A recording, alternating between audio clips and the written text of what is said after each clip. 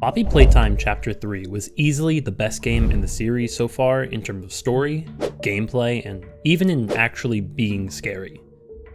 Now, this game typically takes anywhere from 2 to 4 hours to beat, but I think I can explain basically everything in 15 minutes. Ready? Go. So, this game starts out introducing us to the Smiling Critters, a line of Poppy Playtime toys who are having a sleepover, which is when Catnap arrives, to, well, help them sleep. Please, help us go to sleep, Catnap! We need it, Catnap! Please help us! Sleep! Sleep! Sleep!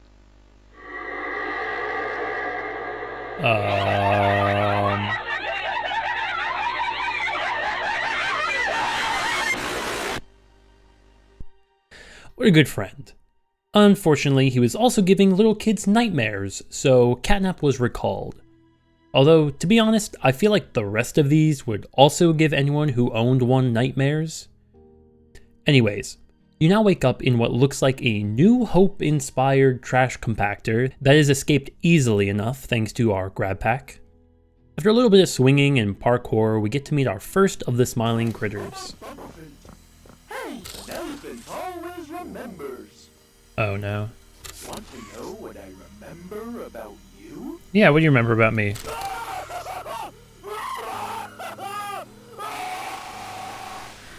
Yeah, they pretty much all sound like that. Moving on from there, we answer this conveniently placed telephone where we talk to a friend named Ollie. You look kinda lost.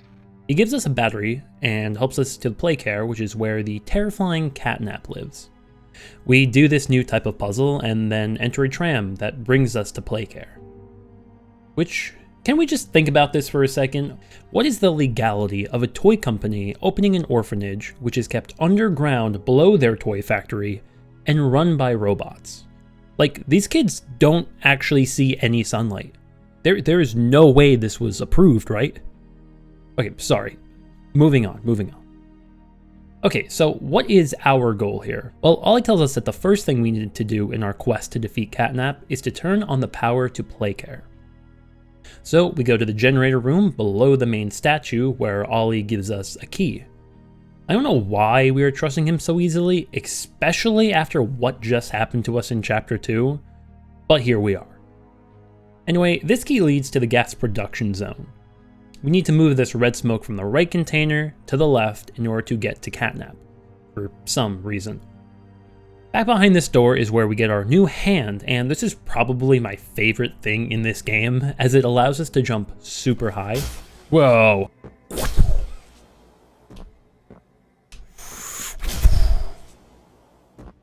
Yes, the sound effects are in fact necessary. Some more parkour and puzzles, and we move the smoke from the right to the middle.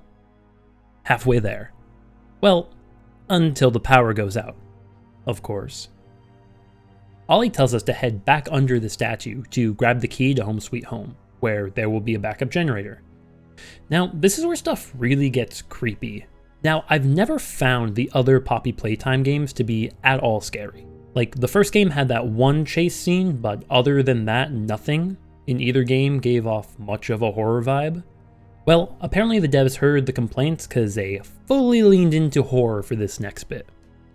We enter Home Sweet Home, and the first thing we are greeted with is this room full of red smoke, which of course we walk straight into, which ends up taking away our grab pack.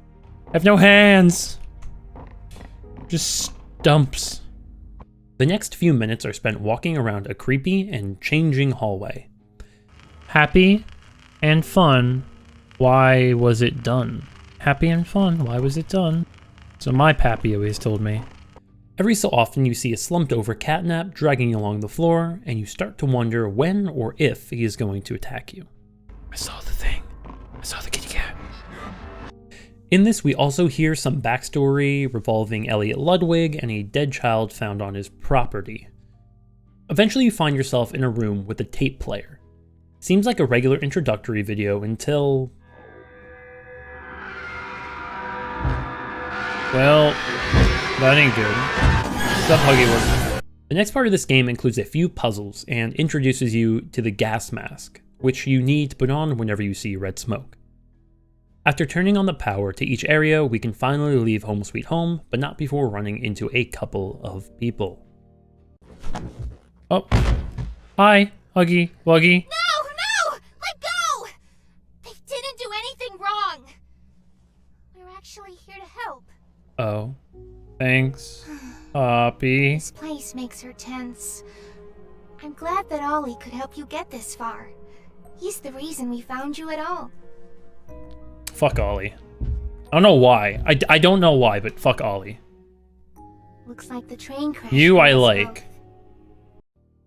Poppy explains to us how she needs us in order to end what's going on in Playtime Co. and takes us to go turn on the power. I'm still pretty mad at her for basically almost killing us. Like, how was she going to know that we were going to survive that train crash? She then leaves us to hide while we do all the work. After connecting the power from Home Sweet Home to the statue, Ollie gives us another key. This time to the school. He tells us Catnap usually leaves this place alone, and I understand why. This place sucks. It's creepy at first and then becomes my nightmare, and you'll see why. Once again, we need to turn on the backup generator here. It starts off simple, just opening doors with different battery packs while we are introduced to Miss Delight. Not a good listener, are you? No, I'm really other not. humans in that way. I wonder if your screams will sound like theirs too. And she does not seem at all delighted that we are here. Luckily, we turn on the generator pretty easily, which Miss Delight then decides she's going to destroy. Pain. And like I said, Miss Delight is not happy to see us, and damn is she ugly. She must know how ugly she is, because when we look at her, she doesn't move at all, probably from embarrassment. But yes, this is a Weeping Angel style boss. Basically, she will only move when you are looking away from her. While trying to keep her in your line of sight, you have to focus on turning on power to different doors while you escape. None of these are particularly difficult, but they can be very time consuming as you can't really rush through it. She can also phase through gates, which is kinda confusing and really unfair. Loser. Loser. Loser. Loser. Loser. Loser. Holy shit, how did you get through? Finally, when you get to the end and solve the last puzzle, she gets over her embarrassment and chases you even when you are looking at her, which led to me dying and getting reset all the way back to the beginning. Now you see why this was my nightmare? It took so much longer than it should have. It stopped being creepy and I just started to annoy me, especially when stuff just wouldn't work for some reason. But I digress. I eventually made it through. Whoa! Fucking Jesus. And we got a brand new hand. I also love this hand. It's a flare gun, which I end up having way too much fun with. So I may have escaped the school, but I'm not completely safe yet. I end up in this weird underground cave and once again have to complete a few puzzles to make my way through. Eventually, I make my way to the playhouse. Unfortunately, this place is infested with smiling critters, and they are ruthless. But luckily, they're also scared of fire, so you just have to shoot some flares at them. Following this, I need to turn the power on to this platform by pressing down on these two large buttons. Admittedly, I kind of die a lot here. It's very dark, and there's a ton of tight quarters for the smiling critters to trap you in. But eventually, I do make it through. And that's when we see something very disturbing. Gun is at the ready. You're Poppy's angel. Come to save us. Nothing left to save. Oh my god! Dog Day, the last of the smiling critters, explains to us that he and the rest of his friends tried to fight Catnap, but he ended up killing them all. Also that the prototype is basically like a god to Catnap and he serves him blindly. That's when the tiny critters basically climb inside of Dog Day and eat him from the inside and take control of his body. Yeah. So now it's time for your patented Poppy Playtime chase scene. I've said this once and I'll say it again. A chase scene in a game is only scary if you can make it so the player makes it through the first time. When you have to play it over and over, it stops being scary very, very quickly. We escape the corpse of Dog Day and make it back to Playcare, where, of course, Ollie has another mission for us. This time, we're going to the counselor's office. Yay. Now, the outside of this building may look like a massive courthouse, but the inside, well, is full of noxious gas and leads in and out of massive caverns. Nothing too interesting happens here for a while, except this tape explaining that a kid this family wanted to adopt is being horrifically experimented on. Basically just a bunch of puzzles, like this one. That point at that. Okay. And that turned these on, didn't it? Yes. Boom. Damn, I have to break it. Nice.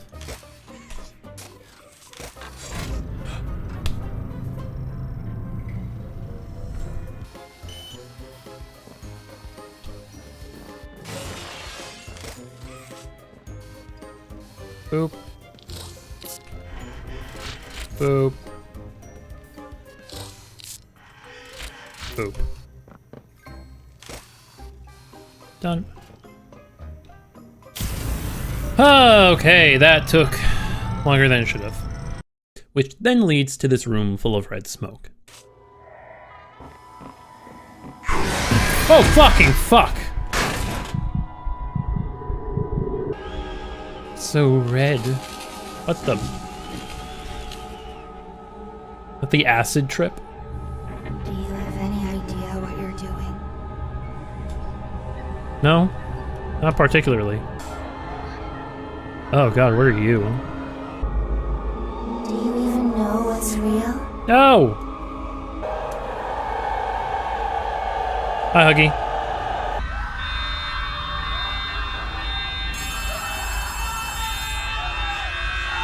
Oh god, what in the world?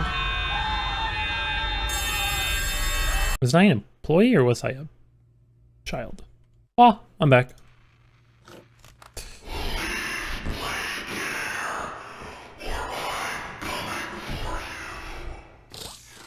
You're like not that intimidating, to be real. So yeah, our first encounter with Catnap leads to a bunch of hallucinations. Fun. But luckily now we got the generator on and can use this super long wire to give power under the statue. That then gives us this massive battery that we can use in the gas production plant. However, things of course do not go to plan. As we're gonna go plug in this battery, Catnap shows up and chases us up this elevator. Not gonna lie, this dude is creepy AF, and this leads to the boss fight. It actually reminds me a lot of playing a FNAF game, where these catnap-like creatures are going to come at you from different hallways and you need to electrify the area that they're coming from. This with the added bit of more and more of your protection going away with each passing second, as you need to use the batteries that powered your defenses to charge the middle console. Not gonna lie, this part was really difficult and took me a lot of attempts, as you can see here. But eventually I did prevail and Catnap was defeated. This left the prototype pretty unhappy with Catnap. Now we're able to head back down to this elevator, plug in that battery, and turn on the red smoke. We run into Poppy again, and that's when she explains to us when this all started. Something very unsettling, known as the Hour of Joy. I'm just gonna let you watch. What is happening here? We're all running, okay.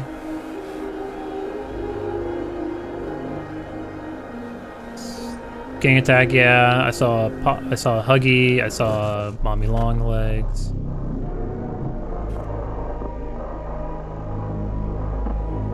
Oh, the smiling critters eating. Oh, the teachers. Huggy.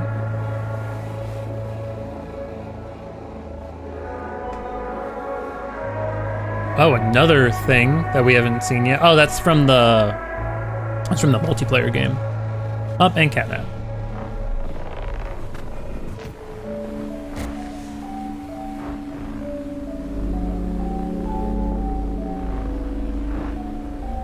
Yep, all places we've seen.